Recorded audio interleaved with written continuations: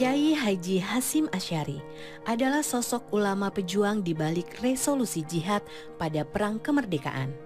Karena resolusi ini, para pejuang rela mengorbankan jiwa dan raga mereka melawan penjajah. Kita simak ceritanya yuk teman-teman. Hasyim Asy'ari lahir pada 14 Februari 1871 di Jombang, Jawa Timur. Ia terlahir dari keluarga dengan tradisi pesantren yang sangat kuat. Sejak kecil, Hasyim sudah menguasai berbagai kitab Islam klasik. Kecintaannya terhadap ilmu pengetahuan Islam mendorong dirinya belajar ke Mekah. Selama 7 tahun ia menimba ilmu di Mekah ke beberapa ulama besar seperti Nawawi Al-Bantani dan Ahmad Khatib Al-Minangkabawi. Sebagai wujud pengabdiannya, sepulangnya ke tanah air, ia mendirikan pesantren Tebu Ireng di Jombang, Jawa Timur. Bersama beberapa ulama, pada 31 Januari 1926, ia juga mendirikan Nahdlatul Ulama yang merupakan organisasi sosial keagamaan. Pasca proklamasi kemerdekaan, Indonesia belum sepenuhnya terlepas dari cengkraman penjajah. Pihak Belanda dan Tentara Serikat berambisi untuk menguasai Indonesia kembali. Pertempuran mempertahankan kemerdekaan pun terjadi di beberapa daerah. Kedahsyatan pertempuran 10 November 1945 di Surabaya, di mana rakyat dan tentara berjuang sangat gigih dan gagah berani, tidak terlepas dari peran penting Hasyim Asy'ari dan tokoh ulama lainnya. Di tengah mencekamnya suasana perang, pada tanggal 21 sampai 22 Oktober 1945, Hasyim Asy'ari dan beberapa tokoh ulama mengadakan pertemuan para ulama se-Jawa dan Madura di Surabaya. Hasil dari pertemuan tersebut adalah dicetuskannya resolusi jihad. Resolusi ini mewajibkan umat Islam Indonesia kala itu untuk berkorban membela kedaulatan Negara Kesatuan Republik Indonesia dari tangan penjajah yang kembali ingin menguasai Indonesia. Resolusi jihad berhasil menjadi suntikan semangat bagi para pejuang. Dengan semangat yang membara, akhirnya para pejuang berhasil mengunci pasukan Inggris saat pertempuran di Surabaya. Kisah inspiratif ulama pejuang ini dalam membangun dan mempertahankan NKRI penting untuk kita teladani ya teman-teman.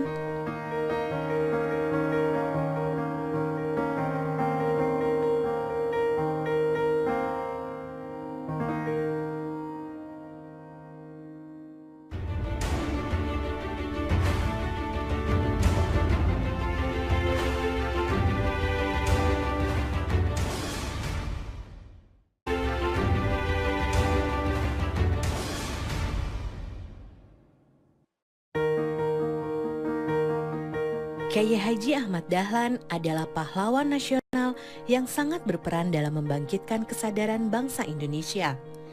Dia melakukannya melalui pembaharuan Islam dan pendidikan. Ayo teman-teman, kita simak bersama ceritanya yuk. Sewaktu kecil, Ahmad Dahlan dikenal dengan nama Muhammad Darwis. Ia dilahirkan tanggal 1 Agustus 1868 di Kampung Kauman yang tidak jauh dari Keraton Yogyakarta. Saat berusia 15 tahun, dia menunaikan ibadah haji dan menetap di Mekah selama 5 tahun. Pada masa itu, Darwis mulai mempelajari pemikiran para ulama pembaharu Islam seperti Syahid Bakri Syatta, Syekh Ahmad Khatib, Muhammad Abduh, Rashid Ridho, dan Al-Afghani. Ketika pulang ke tanah air tahun 1888, Darwis mengganti namanya menjadi Ahmad Dahlan. Tahun 1903, Dahlan kembali lagi ke Tanah Suci dengan mengajak putranya Muhammad Siraj yang berusia 6 tahun. Periode keduanya di Tanah Suci ini semakin menanamkan ide-ide pembaharuan dalam diri Dahlan. Sekembalinya ke Jogja tahun 1906, Dahlan mulai menerapkan ide-ide pembaharuannya. Dahlan memilih menyebarluaskan gagasannya melalui pendidikan. Selain mengajar di Langgar dan kelompok pengajian, Dahlan menjadi guru agama Islam di Sekolah Calon Guru milik Belanda di Yogyakarta dan Sekolah Calon Pamong Praja di Magelang. Dahlan juga masuk Budi Utomo pada tahun 1909 agar agama Islam dapat menjadi pelajaran resmi di sekolah-sekolah Budi Utomo.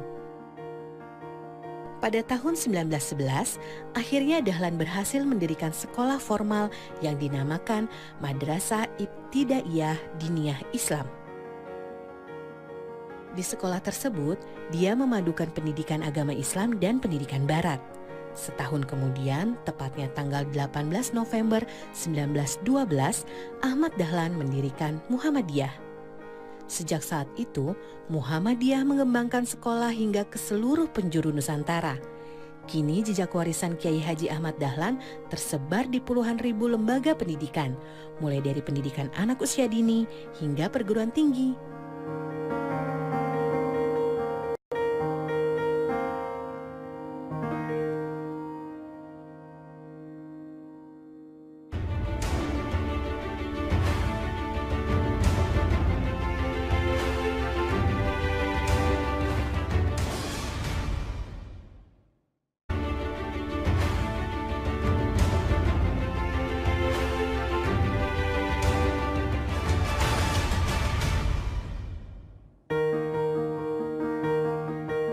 Teman-teman, kali ini kita akan berkenalan dengan sosok pahlawan nasional yang istimewa.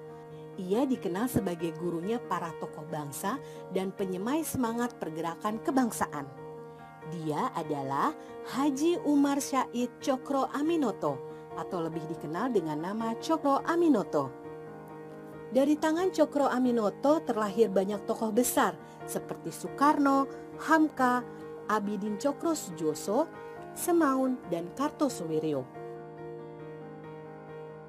Itu sebabnya Cokro Aminoto sering disebut sebagai gurunya para tokoh pergerakan kebangsaan.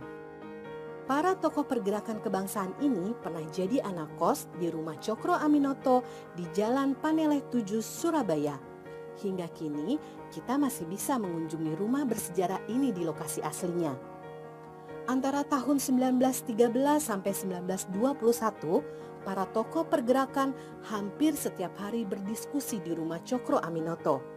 Mungkin bisa dibilang rumah ini adalah tempat berkumpul yang paling asik bagi kaum pergerakan kebangsaan saat itu.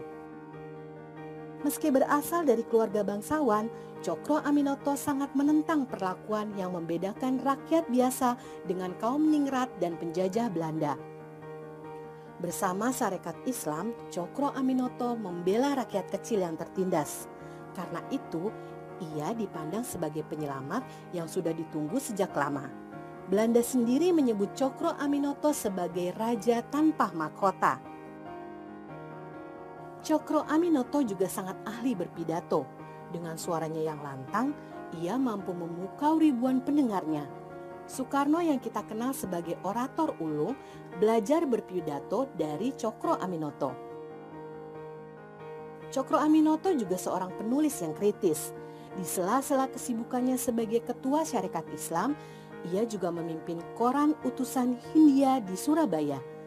Salah satu karya terbesarnya adalah buku Islam dan Sosialisme yang terbit pada tahun 1924.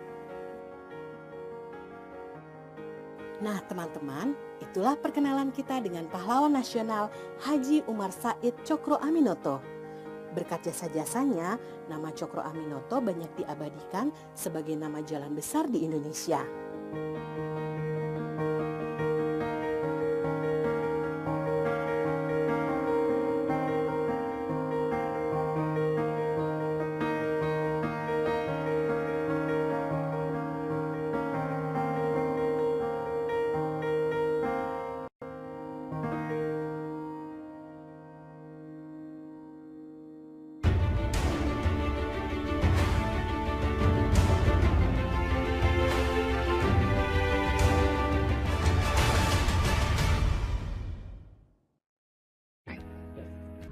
Terima kasih telah menonton. Jangan lupa subscribe channel ini biar bisa upload terus.